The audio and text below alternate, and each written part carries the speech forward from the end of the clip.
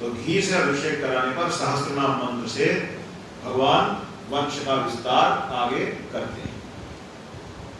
सुख और संतान की वृद्धि इस प्रकार पाई जा सकती है। और इस प्रकार यदि 10,000 मंत्रों द्वारा शिव जी की पूजा की जाए तो असंभव से असंभव लोगों की भी शांति की जा सकती है। 10,000 मंत्र का क्या अभिप्राय है? मेरे पास संकलन है पूरा। शास्त्रों में 10 अलग अलग ग्रंथों में भगवान शिव के अलग अलग सहस्त्र नाम मिलते हैं। जैसे एक सहस्त्र नाम तो शिव पुराण में भी आएगा आगे चल करके, ऐसे अलग अलग पुराणों में 10 अलग अलग सहस्त्र नाम मिलते हैं। तो उन 10 के 10 सहस्त्र नाम मंत्रों से अगर अर्चन किया जाए तो यहाँ पर कह रहे हैं भगवान शंकर की पूजा की जाए तो असंभव से असंभव रोग की शांति होती है और उपासक को मनोवांछित फल मिलते हैं। यदि कोई किसी भी प्रकार से बीमारी का समाधान नहीं पाता तो घी से अभिषेक करने पर भगवान प्रसन्न हो जाते हैं। किंतु इसके साथ साथ ब्राह्मणों को भोजन कराना अनिवार्य है और प्राजापत्य व्रत का भी संकल्प है। यदि बुद्धि बिल्कुल कुंद हो गई है, जड़ हो गई है, कई बार लोग बोलते हैं मेरा तो दिमाग पता नहीं कैसा हो गया, आजकल कुछ काम में लगता ही नहीं, कुछ चलता ही नहीं, बुद्धि एकदम खराब हो गई, ऐसे कई बार लोग बोलते हैं। क्या बोलते हैं? आपको लगता है आपका दिमाग बिल्कुल बंद हो गया, जड़ हो गया है, तो उस अवस्था में पूजक को केवल शर्करा यानी दूध में शक्कर मिला करके अभिषेक करना। ऐसा करने पर बृहस्पति के समान उत्तम बुद्धि हो जाती है। जब तक 10,000 मंत्र न हो जाएं तब तक दुग्ध धारा भगवान शिव का पूजन करते रहना चाहिए। जब शरीर में अकारण उच्चाटन होने लगे, उच्चाटन क्या होता है? कई बार आपने देखा होगा लोग इस प्रकार बोलते हैं कि ये ऐसा लगता है कि हमारा तो घर में रहने का मन ही नहीं बोलते ऐसा लगता है यहाँ से भाग जाए, हाँ कहीं चले जाए, कहीं पता नहीं कहाँ चले, यहाँ हमें रहना ही नहीं है ना। तो उसका समाधान यहाँ देते हैं और कहते हैं जब कहीं भी प्रेम न रहे, जीव उचट जाए, दुख हर तरह से बढ़ता ही जाए, घर में सदा कलह का वातावरण बना रहे, बिना बात एक दूसरे से घर के लोग लड़ने लगे, तब पूर्वोक्त रूप से दूध की धारा अर्पण करनी चाहिए भगवान शिव के ऊपर, दुग्ध धारा की। मैं फिर कह दूं ये चालाकी नहीं चलेगी तो ठीक है, तो कल मंदिर के अंदर ही सारी चीज चढ़ा रहे हैं। ये सारे के सारे प्रयोग पार्थिव शिवलिंग के ऊपर होते हैं, ये कहा जाए मिट्टी में हाथ देने ही पड़ेंगे तभी मिट्टी सुधरेगी, नहीं तो मिट्टी पलीत हो रखी है ना, ऐसा कह सकते हैं। सुगंधित तेल की धारा से भगवान प्रसन्न होते हैं, सब प्रकार सुख देते हैं। गंगाजल की धारा से भोग और मोक्ष सब कुछ प्रदान करते हैं। तो इस प्रकार यहाँ आप लोगों को हमने अनेक प्रकार के प्रयोगों का वर्णन किया। फिर से सृष्टि प्रकरण आता है और सृष्टि प्रकरण के बाद ब्रह्मा जी की संतानों का वर्णन और सती और शिव की महत्ता का प्रतिपादन किया है। ऐसा कहकर के अब ऋषियों ने कहा महाराज आपने इतने सारे प्रयोग बता दिए, किसी का भला हुआ भी है? कोई प्रैक्टिकल कहीं पे करके देखा गया हो तो वो हम सुनना चाहते हैं। तो सूत जी बोले बिल्कुल हम आपको बताएंगे। उन्होंने कहा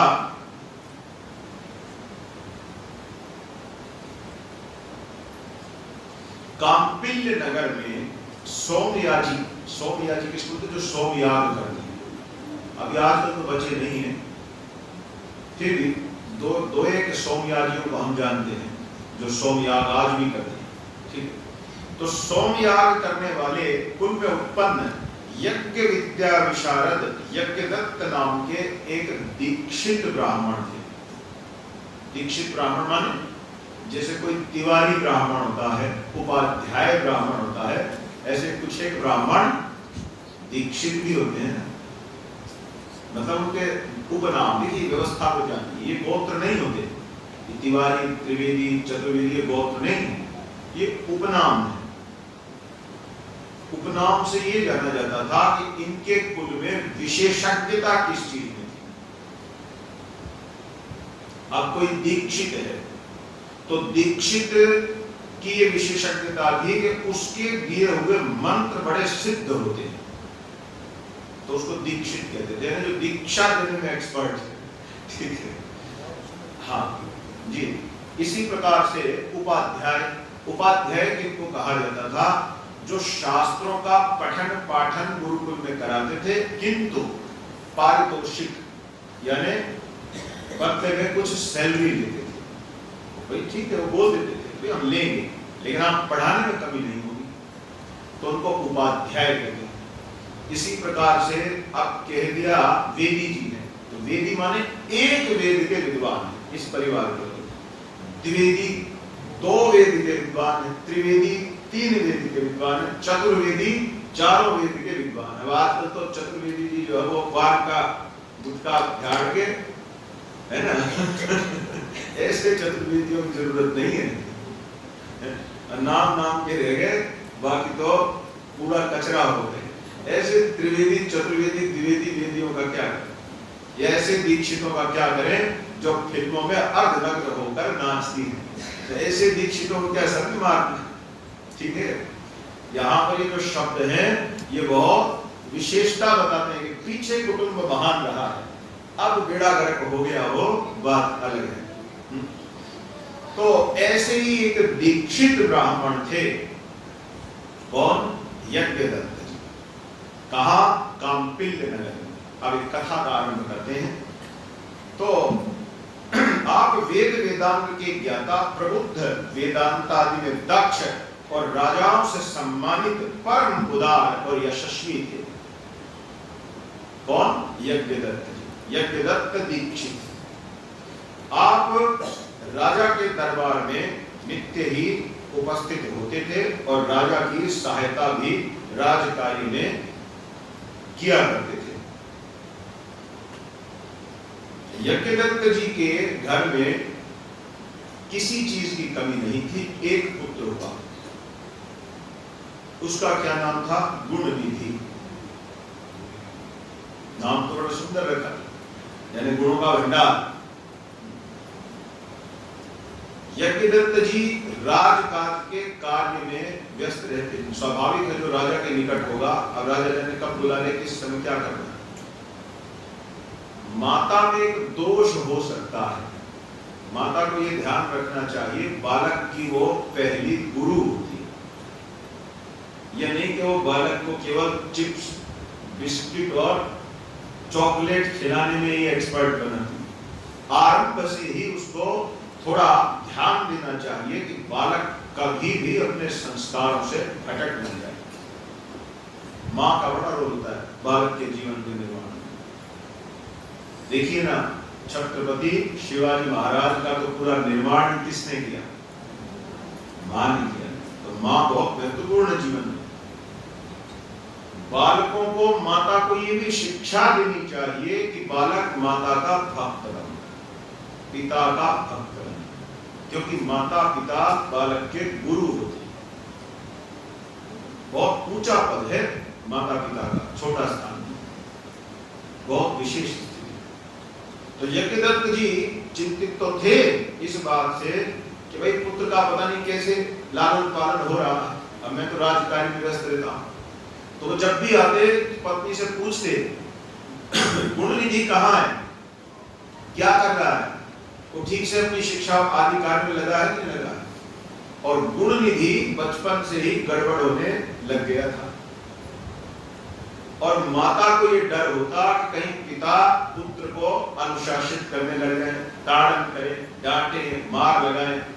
इस वजह से हर बार बोलती, अरे हाँ अभी अभी पूरा सुबह से बैठा अपना पठन पाठन नहीं कर रहा था, बस आप आए और 2 मिनट पहले बाहर निकला है, मैंने ही बोला कि थोड़ा खेल लो। माता इस प्रकार से सत्य को छिपा लेती। कभी कभी होता है ना, अति सर्वत्र वजह, ज्यादा लाड़ लड़ाना भी ठीक नहीं है। चाणक्य पंडित जी कहते 5 साल तक खूब लाड़ लड़ाई, और फिर जब तक पैर की जूती का ना हो, पिता और पुत्र का एक समान ना हो, तब तक खूब अच्छे से कुटाई कीजिए। इसी से बालकों का निर्माण हो पाता है। 5 वर्ष तक राजा जो चाहिए बेटा, लेकिन 5 से फिर जब तक पिता के पैर का जूता और बेटे का जूते का नाप एक ना हो जाए तब तक कठोरता से अनुशासित है, क्योंकि ये जो आयु है यहीं पर उसका निर्माण होना है। यहाँ अगर वो भटक गया तो गए काम से, और यहाँ अगर बच गया तो फिर जीवन पार लग जाएगा। ठीक है, तो इस प्रकार से गुण निधि महाराज तो चिंता करते पर संभाल नहीं पाते पुत्र को, और गड़बड़ हो रही थी रोज। पहले तो वो छोटी मोटी गलतियां करता, फिर धीरे धीरे बालक बड़ा होने लगा। अब जैसे जैसे पुत्र बड़ा हुआ तो पुत्र के अपराध भी बड़े होने लगे। वो गलत संगत में पड़ गया, धीरे धीरे जुआ खेलने लगा और वेश्यावृत्ति भी करने लगा युवा अवस्था में आते थे। इतने पर भी यज्ञदत्ताचार्य को पत्नी ने सत्य बात नहीं बताई। वो यही कहते थे कि सब ठीक है, सब ठीक। अब तो स्थिति हो गई कि वो घर के मूल्यवान सामग्री आभूषण आदि जो मिल जाए उसी को लेकर के बेच दे, जुए में हार जाए या गलत कार्यों में धन आदि को नाश करता है। एक दिन यज्ञदत्त महाराज राजा के कार्य को करके घर लौट रहे थे, तो उन्होंने देखा रास्ते में नगर का एक प्रसिद्ध जुआरी खड़ा है और उस जुआरी के हाथ में एक मुद्रिका है, विशेष मुद्रिका। यज्ञदत्त जी एकदम चौंके, अरे ये मुद्रिका तो मुझे महाराज ने एक बार प्रसन्न होकर के दी थी, और ये तो मैंने पत्नी को दी थी कि घर में संभाल के रखे। इस दुष्ट के हाथ में ऐसी मुद्रिका तो राजा की ही होती है, किसी अन्य के पास तो हो नहीं सकती, इसके पास कहां से आ गई? यज्ञदत्त जी का बड़ा सम्मान था नगर में, तो उन्होंने उसको बुलाया, इधर आ। वो आया, सच सच बता ये तुझे कहां से मिली? और वो बोले नहीं डर से। अभी उसका थोड़ा ताड़न किया, कठोरता दिखलाई, तो उसने बोल दिया सत्य। बोले महाराज मेरा क्यों सर फोड़ते हो? फोड़ना है तो अपने बेटे का फोड़ो, वो रोज घर से कुछ ना कुछ लाता ही और यहाँ जुआ खेलता है और अन्य अन्य विरुद्ध कर्म करता है, विकर्म करता है, और उसके द्वारा हमको जो जब हम जीत जाते हैं तो हमको मिलता है। अब उनके तो पैरों तले की जमीन खिसक, सत्यानाश हो गया, कुछ नहीं बचा इसका मतलब। मैं तो यहाँ बना रह गया, बड़ा भारी राजपुरोहित, घर का तो सत्यानाश हो चुका है पीछे से। अब घर आए तो उन्होंने आज फिर पूछा, देवी गुणनिधि कहाँ है? माता को गलत पड़ गई। महाराज जब वो अपने मित्रों के साथ पठन पाठन में था, बस आप अभी निकला, आपका भोजन पानी लगाते हैं तब तक आ जाएगा। अब वो समझ गए थी माता की कंडीशन बेकार निकली। माता ने भी न तो मुझे ही बताया न किससे समझा, कम से कम प्रयास तो होना चाहिए था ना। फिर नहीं भी संभलता तो ठीक है, फिर प्राप्त है। गुण निधि को आज तो इन्होंने बोले अच्छा ठीक है वो आ जाएगा, एक बात बताओ, वो राजमुद्रिका महाराज ने हमें दी थी, जरा लाना तो निकाल के। राजमुद्रिका क्या, वहां तो कुछ नहीं है। तो वो कहती है हाँ हाँ अभी देती हूँ, अभी देती हूँ पत्नी, और इधर उधर झांकती है। अब सोच रही कि क्या हो गया, आज क्यों मांग रहे हैं चीज ने। तो कहती वो ना कार्य इधर उधर रख के थोड़ा शायद भूल गई हूँ, आप भोजन करो भोजन करो, सोच किस तरह काम में लगे भूल गए, तो बात बदल चुकी है। बोले कोई बात नहीं। महारानी ने एक बार तुमको एक विशेष साड़ी भेंट की थी, जरा दिखाना तो।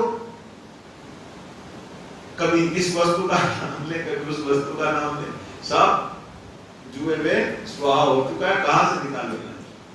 कुछ नहीं मिला।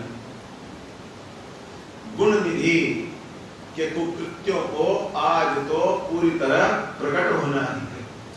यज्ञदत्त महाराज धर्मनिष्ठ थे। यज्ञदत्त महाराज ने पत्नी और पुत्र दोनों का ही त्याग कर दिया। कहा ऐसा पुत्र होने से अच्छा मैं अपुत्री ही कहलाऊं, यानी मेरी कोई संतान है ही, और ऐसी पत्नी का भी कोई लाभ नहीं जो अपने गुरु स्वरूप अपने पति से ही अपनी ही संतान के नष्ट हो रहे भविष्य की रक्षा के लिए कह भी नहीं सकती, मुंह से बोल भी नहीं रही, आज भी छिपा रही है। तो उन्होंने दोनों का ही त्याग किया कि तुम दोनों ही मेरे साथ रहने के योग्य नहीं। अब आप बताइए, पत्नी के लिए तो ऐसा नहीं है, अभी कई लोग बोलते जैसे सुप्रीम कोर्ट आर्ट की बात नहीं है, हमारे सनातन धर्म में कहा है, यद्यपि तलाक आदि की व्यवस्था नहीं है, किंतु किसी कारणवश जैसे अब पत्नी का ये त्याग हो गया, इसका मतलब ये नहीं कि उन्होंने कहा कि हमारी पत्नी नहीं, बस उन्होंने स्वयं से उसको दूर कर दिया, मैं इनके साथ अब नहीं रहूंगा। तो भी याज्ञवल्क्य स्मृति के मिताक्षरा टीका आदि में स्पष्ट कहा गया है, जीवन के अंत तक धर्मशास्त्र की आज्ञा है, पत्नी के भरण पोषण की जिम्मेदारी पति पर रहती है। भले ही किसी कारणवश पति पत्नी प्रसन्नता पूर्वक साथ साथ न रह पा रहे, फिर भी पत्नी के भरण पोषण से पति कभी मना नहीं कर सकता। तो ये यज्ञदत्त जी अधर्म तो नहीं करेंगे। तो उन्होंने उनको घर दिया, भोजन पानी कृषि प्राण की सारी व्यवस्था, पर बोले मैं साथ अब नहीं रहूंगा, ये पक्का है। और गुण निधि को घर से भगा दिया कि तू निकल जाएगा, तेरे लिए कुछ नहीं। तो गुण निधि अब अकेला जा रहा है, अब अकेले वन की ओर निकल गया। अब उसको आज समझ में नहीं आ रहा, तो एक ऐसा व्यक्ति बन गया था ना जो सदैव बोलते ना हराम का खाने की आदत पड़ी हुई थी, कुछ परिश्रम तो करना ही नहीं होता था, अपने घर आता था, खाया सोया और फिर निकल गया। अब उसको कुछ आता ही नहीं, क्या करे, किस तरह से जीवित रहे। तो वन की ओर निकल गया, भूख प्यास से बेहाल है, और रात में एक वृक्ष के नीचे पड़ा करा रहा है कि समझ में नहीं आता क्या करे। तो उसने देखा एक बहुत बड़ा सा दल लोगों का चला आ रहा है, और उन सबके मुख से कुछ गूंज रहा है, क्या? जय जय शंकर हर हर शंकर। यानी शिव भक्तों का एक टोला चला आ रहा है और सब भगवान के नाम संकीर्तन। तो वो वहीं बैठ गया। उसने देखा मंदिर एक वन के बीच में शिवाला दिख रहा है, तो वो समझ गया कि अवश्य ही भगवान शिव का पूजन करने आए हैं, और हो गया काम। वो तो चोर रखे का आदमी ना, उसकी सोचेगा कि ये थोड़ी देर में पूजा वूजा करके चले जाएंगे, तो खाने पीने का तो अपना आज का काम आराम से हो जाएगा, इनके जाने के बाद मंदिर में कुछ ना कुछ चढ़ाएंगे। तो वही दुबका रहा।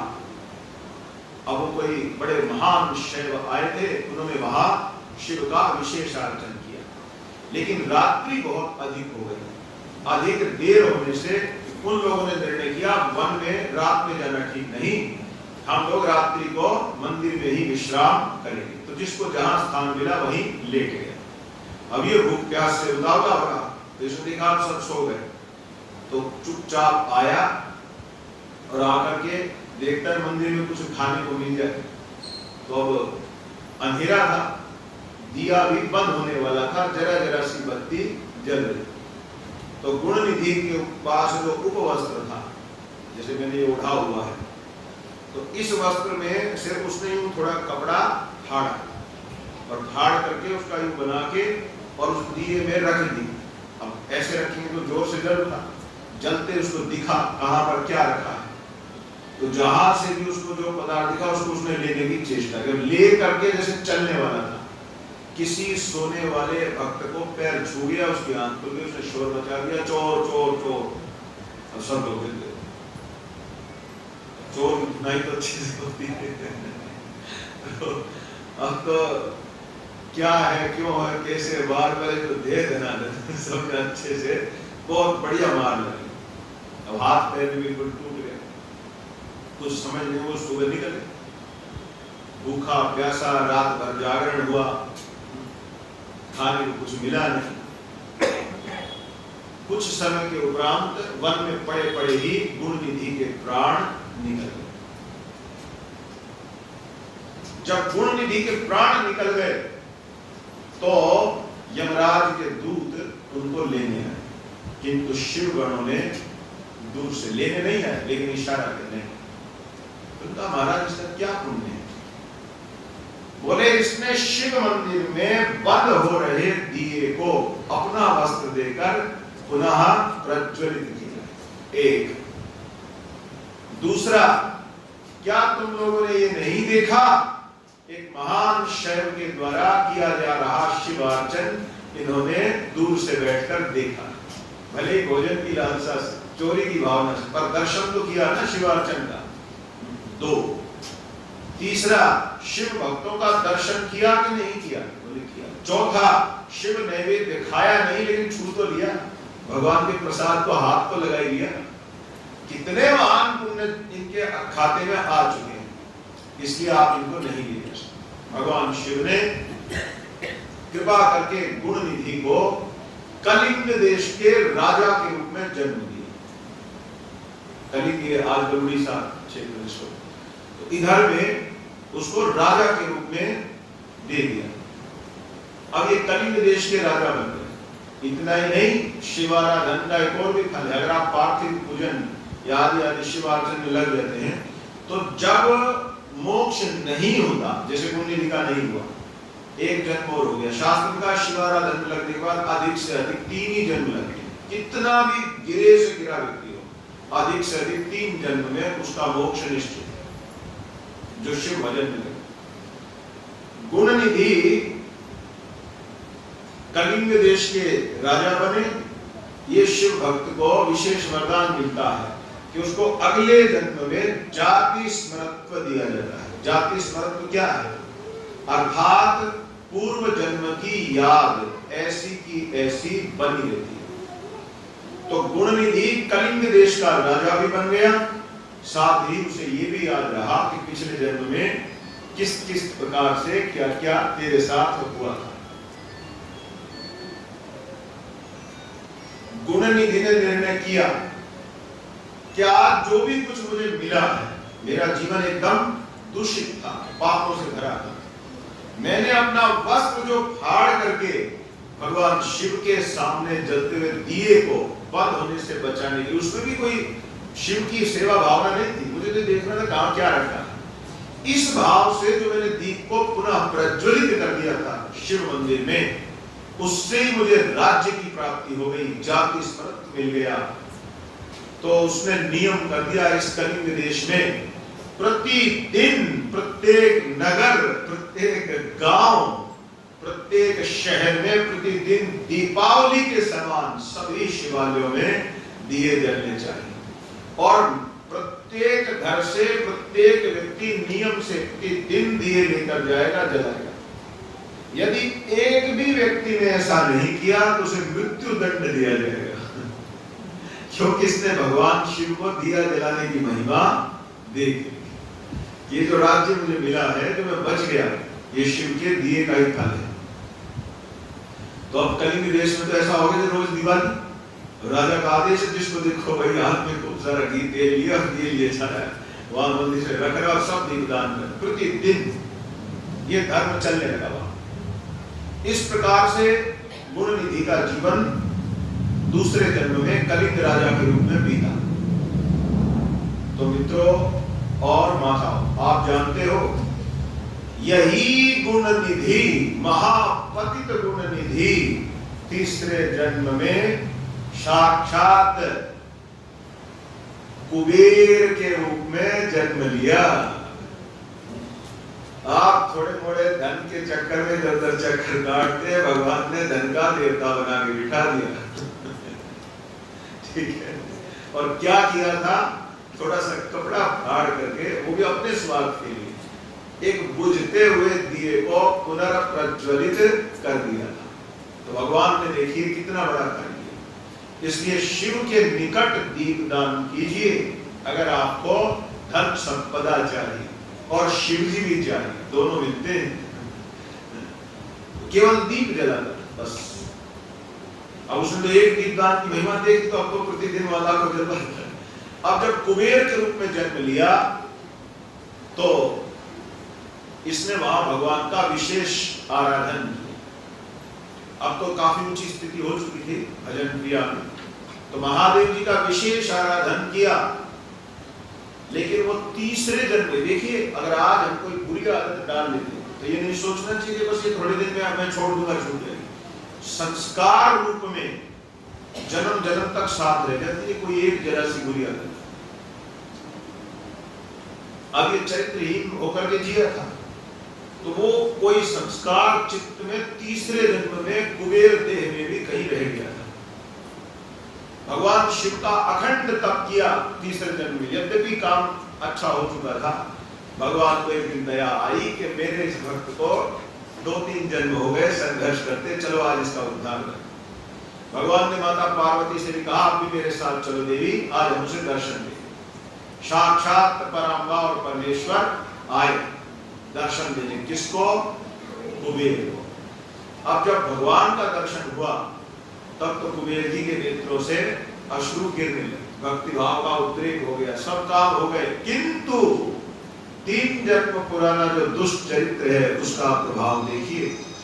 थोड़ी सी हवा चली, हवा चलने से माता का पल्लू जरा सा सरक गया, तो कुबेर भगवान के दर्शन भी कर रहे हैं किंतु थोड़ी टेढ़ी नजर से माता को कुदृष्टि से भी देख रहे। कहां से बनी ये संकट?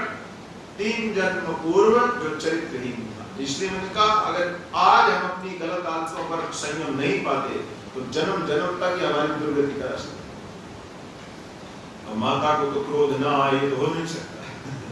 माता को बड़ा क्रोध आया, माता ने बिना भगवान से पूछे कुबेर को कहा, दुष्ट, एक तो तुझे हम दर्शन देने आए और अभी भी तेरी मति भ्रष्ट है, तो उसके उस नेत्र को माता ने वहीं फोड़ दिया, नष्ट कर दिया। तो कुबेर जी का एक नेत्र गया।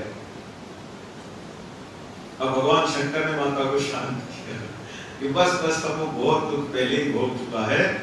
अब देखो जो विद्वान होता है उसका यही लक्षण है, विद्वान लोग किसी को भी कोप नहीं करते, क्योंकि वे जानते हैं कि जो कर्म दोष है, किसी में कोई कमी भी अगर आ रही है तो कुछ उसका संस्कार दोष है या उसकी संगति का दोष है, जिस कारण से उसको निकालना है, ये व्यवस्था करनी कि कैसे उसका दोष मिटे, ये नहीं कि उसको दंडित करने लगा। तो ऐसा चिंतन करके भगवान ने माता को रोका कि हे देवी, ये बहुत कष्ट भोग चुका है, अब तो इसका हमें उद्धार करना है, इसने तप किया है। उसने भी हाथ जोड़ करके माता की स्तुति की और माता से कहा, हे माँ, आपने ठीक ही किया, ये दंड देकर अब आपने मेरे उस संस्कार को भी नष्ट कर दिया, अब मेरा चित्त पूरी तरह शुद्ध है। तब भगवान ने कैलाश पर्वत की तलहटी में कुबेर जी को स्थायी निवास दे दिया और अपने विशेष सेवकों के रूप में मान लिया। माता भी प्रसन्न हो गई, माता ने भी आशीर्वाद दे दिया और कुबेर जी को सारे विश्व के धनाध्यक्ष के रूप में स्थापित कर दिया। इतनी घटना घटने के पश्चात भी, इस इतिहास को जान लेने के बाद भी अगर कोई मनुष्य भगवान शंकर का भजन नहीं करता तो फिर क्या कहा जा सकता है? इससे अधिक कृपा या करुणा का प्रदर्शन भला और कहाँ होगा। इसलिए आप सबसे हमारी विनती है, भगवान के भजन में कंजूसी न करें।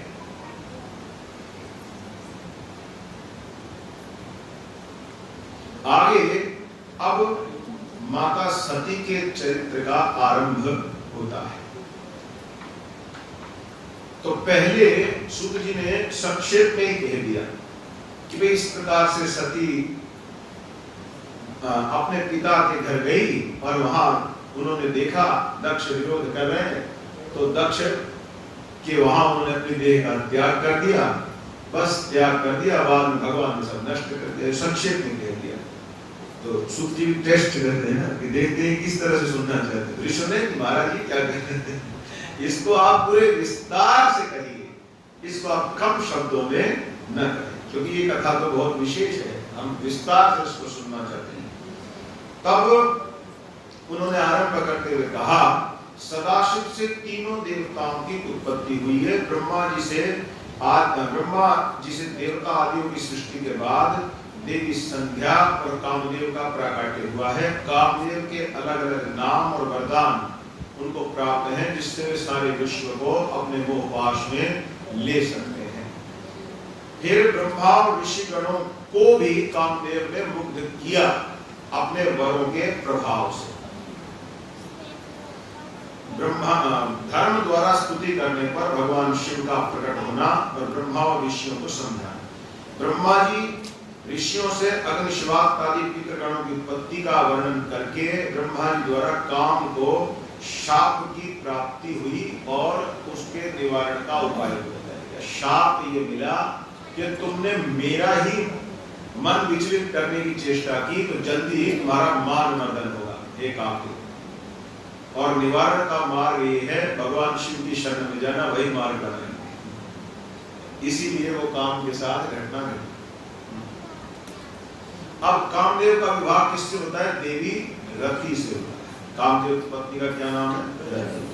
अच्छा, काम दोषपूर्ण नहीं है। धर्मा विरुद्धो भूतेषु कामोऽस्तु, शास्त्र कहा है भगवान श्री कृष्ण भगवत गीता। जो काम धर्म शास्त्र के विरुद्ध नहीं है वो तो भगवान का ही रूप है, लेकिन जो काम जीवन संतान उत्पत्ति का धर्म धर्म के विरुद्ध है वो सर्वथा पापपूर्ण है। इसमें किसी को भी शंका नहीं होनी चाहिए। आजकल किस प्रकार के काम जीवन का प्रचलन है? स्त्री पुरुष बिना रोक टोक के खुल्लम खुल्ला मिलते हैं। और इस देश के सर्वोच्च न्यायाधीशों का भी मति भ्रष्ट हो गई।